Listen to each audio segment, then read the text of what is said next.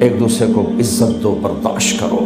میرے نبی نے فرمایا بہترین مسلمان وہ ہے جو بیوی سے اچھا سلوک کرتا ہو، اور بیوی سے فرمایا میری شریعت میں سجدہ ہوتا تو بیوی سے کہتا خامند کو سجدہ کر۔ بہترین صدقہ اولاد کی تربیت ہے۔ پورا گھر میرے نبی نے نقشہ، ہر ایک کی قیمت بتائی۔ ماں تیرے قدموں تلے جنت، کاش میری ماں زندہ ہوتی، تم دیکھتے میں کیا کرتا، میں عشاء کی نماز کے مصلی پر ہوتا، میں سورۃ فاتحہ پڑھ رہا ہوتا، ادھر سے آواز آتی میری ماں کی محمد، تو میں نماز توڑ کے کہتا لبیک اماں جان۔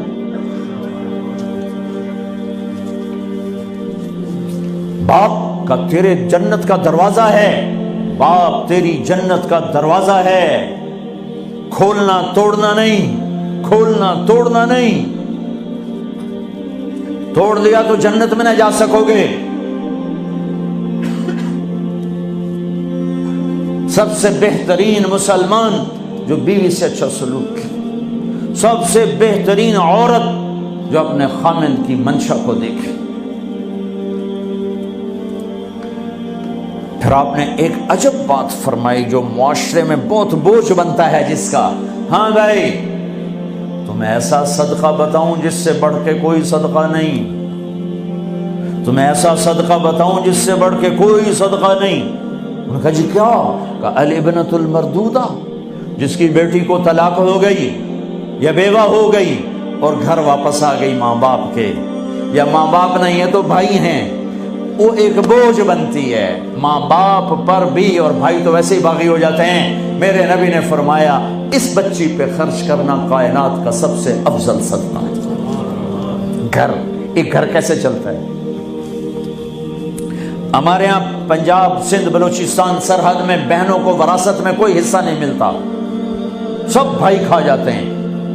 میرے نبی نے فرمایا جس کو اللہ نے 2 بہنیں دیں اس نے ان کا حق ادا کیا، شادی کی حق ادا کیا۔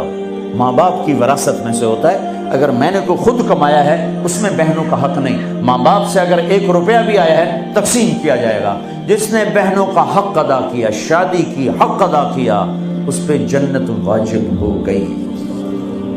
جس کو اللہ نے 3 بیٹیاں دی، اس نے ان کی ڈولی اٹھائی، وہ جنت میں میرے ساتھ یوں ہوگا۔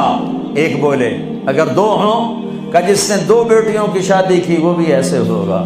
اللہ بھلا کرے۔ ایک صحابی کا کہ جس کی 1 ہو، کہ جس کی 1 ہے، اگر اس نے اس کو عزت سے رخصت کیا تو وہ بھی میرے ساتھ ایسے ہی ہوگا۔ پھر کئی بچیوں کو طلاق پڑی ہے کہ اس کو بیٹا نہیں ہوتا۔ یہاں آنے سے پہلے کا واقعہ، پنڈی سے بچی رو رو برا حال اس کا، میں تو فون سنتا ہی نہیں ہوں ایسے کہ میرا تو کلیجہ پھٹ گیا ہے۔ ہے کہنے لگی کہ سسرال نے کہا تھا بیٹی ہوئی تو طلاق دے دیں۔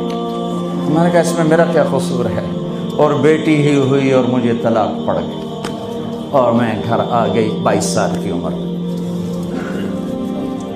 بیٹی دینے والا اللہ اور ظلم کرنے والا سسرال۔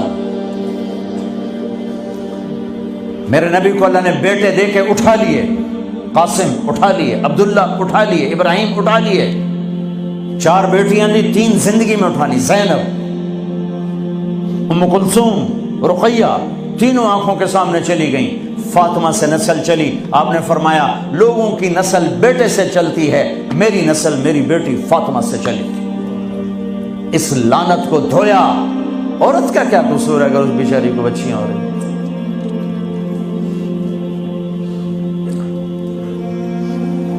جس نے اپنی بہنوں کو حق ادا کیا، جس نے بیٹیوں کو ڈولے میں بٹھایا، ان کا حق ادا کیا، کہ جنت میں یوں ہو جائے گا۔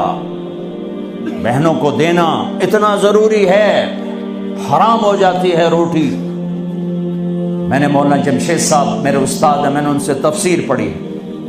میں ایک دن شہد کی بوتل لے کر گیا، پرانی بات ہے 76-77۔ میں نے کہا حضرت یہ ہدیہ ہے۔ فرمایا کہاں سے لائے ہو؟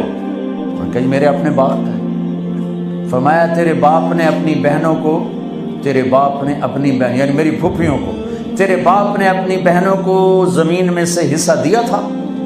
یہ سوال کیوں کیا؟ 10 روپے کی شہد کی بوتل تھی اس وقت، کہ اگر دیا تھا تو یہ میں لے لوں گا، اگر نہیں دیا تو پھر یہ حرام ہے، میں نہیں لوں گا، یہ مطلب تھا۔